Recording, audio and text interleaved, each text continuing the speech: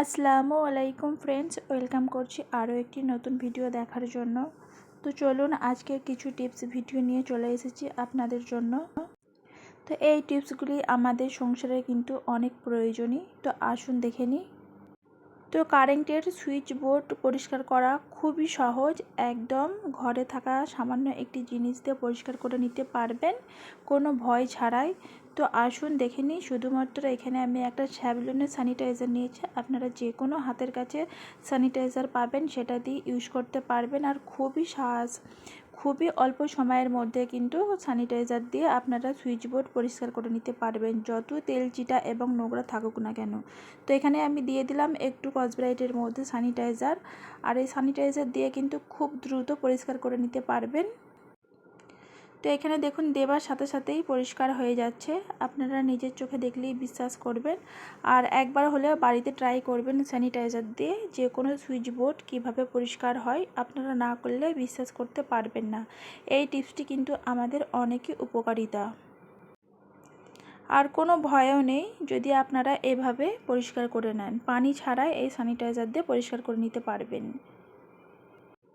তো রান্নাঘরের পাশেই দেখবেন বোর্ডগুলো যে থাকে অনেকটা বেশি ময়লা হয় আর তেল চিটা হয়, সেই কারণে দেখবেন বেশি দেখতেও খারাপ লাগে। আপনারা এই স্যানিটাইজারটা ব্যবহার করে পরিষ্কার করে নিতে পারেন। তো এখানে আমি একটা টিস্যু পেপার দিয়ে এবারে মুছে নিলাম, দেখুন কতটা পরিষ্কার হয়েছে। টিপসটি ভালো লাগলে আপনারা একবার বাড়িতে ট্রাই করবেন।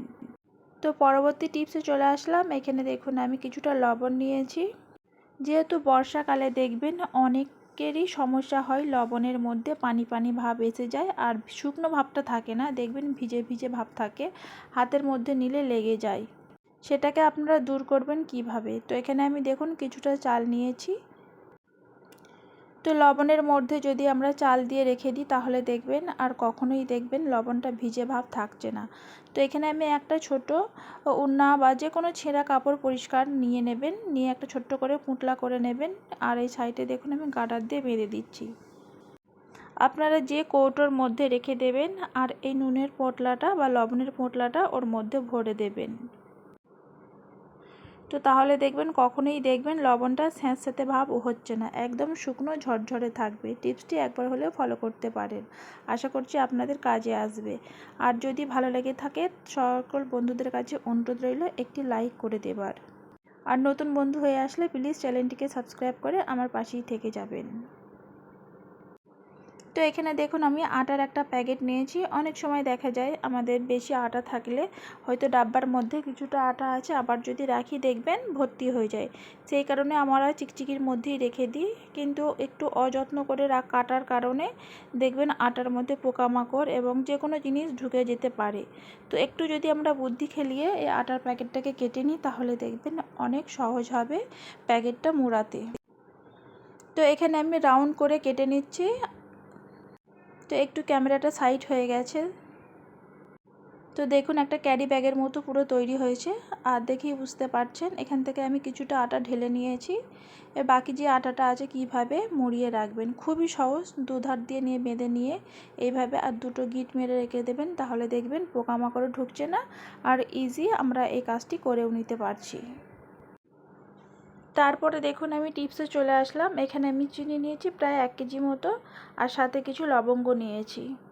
তো অনেক সময় দেখবেন চিনির মধ্যে পিঁপড়ে এবং আর একটা যে গন্ধ পিঁপড়ে আছে সেটাও কিন্তু উঠে যায়,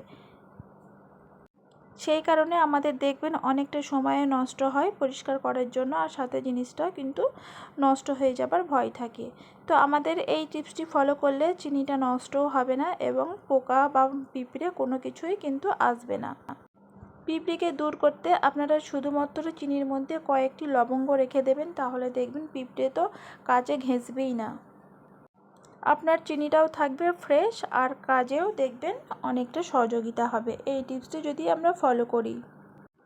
তো এইভাবে আমি নিচের দিকে একটু দিয়ে দিচ্ছি, তাহলে পুরো চিনিটাই ফ্রেশ থাকবে। তো আমাদের হাতের কাছেই কিন্তু সব জিনিস থাকে, আমাদের অজানা সত্ত্বেও আমরা এই কাজগুলো করে রাখি না। টিপসটি কেমন লেগেছে অবশ্যই জানাবেন। পরবর্তী টিপসে চলে গেলাম। তো এখানে আমি একটা বোতল নিয়েছি, বোতল দিয়ে আমি 2 রকমভাবে জিনিস তৈরি করে দেখাবো, যেটা আমাদের সংসারের কাজে অনেকই সহযোগিতা হবে। তো এখানে আমি দেখুন একটা চাকু নিয়েছি, একটু গরম করে নিচ্ছি, নিয়ে কেটে নেব।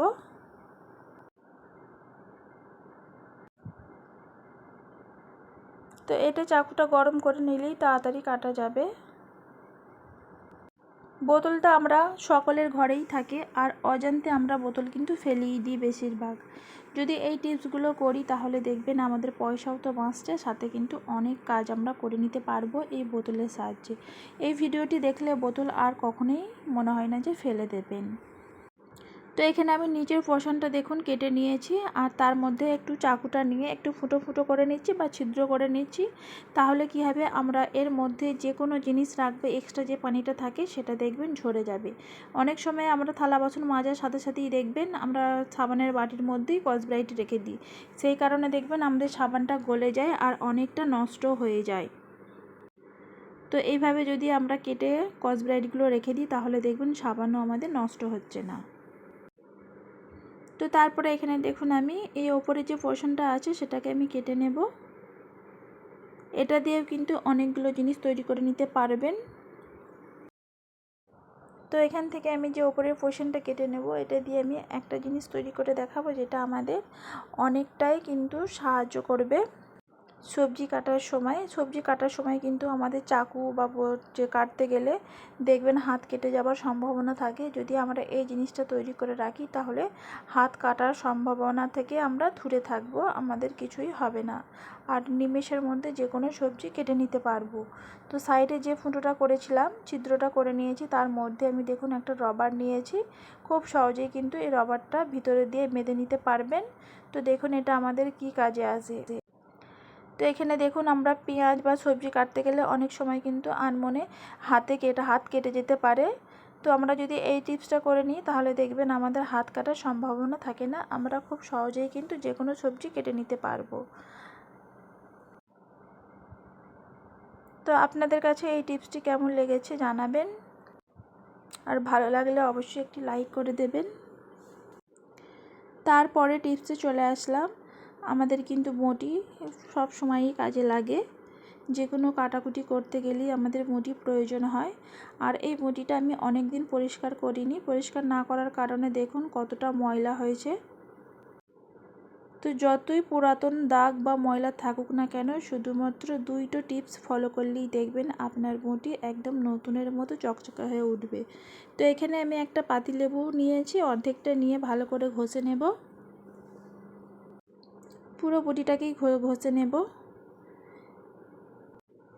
আর খুব বেশি সময়ও লাগবে না, এটা কিন্তু বাইরে থেকেও কোনো কিছু কিনে নিয়ে আসতে হবে না, ঘরে থাকা জিনিস দিয়ে আমি পরিষ্কার করে নেব।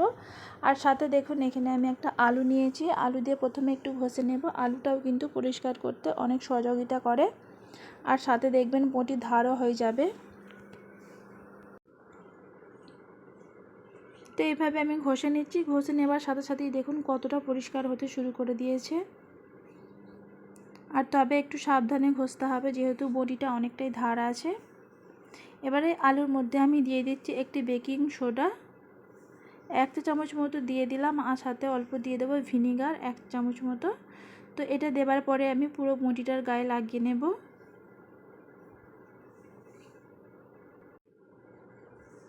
আর এই টিপসটি করলে খুব দ্রুত কিন্তু আপনার বঁটি পরিষ্কার করে নিতে পারবেন। তো এইভাবে আমি খুব ভালো করে ঘষে নিয়ে প্রায় 5 মিনিট মতো রেখে দেব। আর আমি যেসব রেমেডিতে তৈরি করেছি আশা করছি সকলের ঘরেই থাকে। আপনারা চাইলে বঁটি এইভাবে পরিষ্কার করে নিতে পারবেন খুব সহজেই, যতই ময়লা হয়ে থাকুক না কেন। তো এই সব কাজগুলো না করার কারণে দেখবেন বঁটিটা অনেকটাই ময়লা হয়ে যায়। আমরা যদি সপ্তাহে এইভাবে একবার করে রাখি তাহলে দেখবেন বঁটিটা আর নোংরাও হচ্ছে না, আর খুব সুন্দরভাবে পরিষ্কার হয়ে যাবে। লাস্ট স্টেপস এখানে আমি একটা করে নেব। তো একটা স্কচব্রাইট নিয়েছি, এখানে আমি কলগেট মাজন নিয়ে নিচ্ছি। তো এখানে কলগেট মাজন দিয়ে একটু লগড়ে নেব। কলগেট মাজন অনেকটাই কিন্তু পরিষ্কার করতে সহযোগিতা করে, এটা আমরা সবাই জানি। বাড়িতে থাকতেও কিন্তু আমরা অনেক কিছু জিনিস জানি না, যেমন হচ্ছে কলগেট মাজন প্রত্যেকের ঘরেই থাকে, আমরা প্রত্যেক দিন সকালেই আমাদের ব্যবহার হয়। তো সাথে যদি এইভাবে আমরা যে কোনো জিনিস পরিষ্কার করে নিতে পারবো শুধুমাত্র একটু কলগেট মাজন দিয়ে। তো বটিটা পরিষ্কার করতে খুব বেশি সময় লাগবে না, অল্প সময়ের মধ্যেই আপনি বটিটাকে নতুনের মতো করে নিতে পারবেন। তো আশা করছি আমার টিপস ভিডিওগুলি আপনাদের ভালো লেগেছে। ভালো লাগলে আর লাইক করে দেবেন ভিডিওর শেষে। সকল বন্ধুদের কাছে রিকোয়েস্ট বা অনুরোধ রইল। আর যারা নতুন হয়ে আছেন প্লিজ সাবস্ক্রাইব করেননি এখনও অবধি সাবস্ক্রাইব আর পাশে থাকা বেল আইকনটি অবশ্যই ক্লিক করে রাখবেন, এতে করে পরবর্তী যে ভিডিও নোটিফিকেশান সবার প্রথমে আপনাদের কাছে পৌঁছে যাবে। তো খুব ভালো করে মেজে নেবার পরে মুঠিটাকে আমি ধুয়ে নেব। তো ধুয়ে নেবার পরে দেখতে পাবেন কতটা সুন্দর পরিষ্কার হয়েছে। তো লোহার বটি থাকলে আপনারা এই টিপসটা অবশ্যই ফলো করতে পারেন এবং যে কাটার জায়গায় বটিটা থাকে সেটাও কিন্তু খুব সহজেই পরিষ্কার করে নিতে পারবেন এই টিপসটি ফলো করে।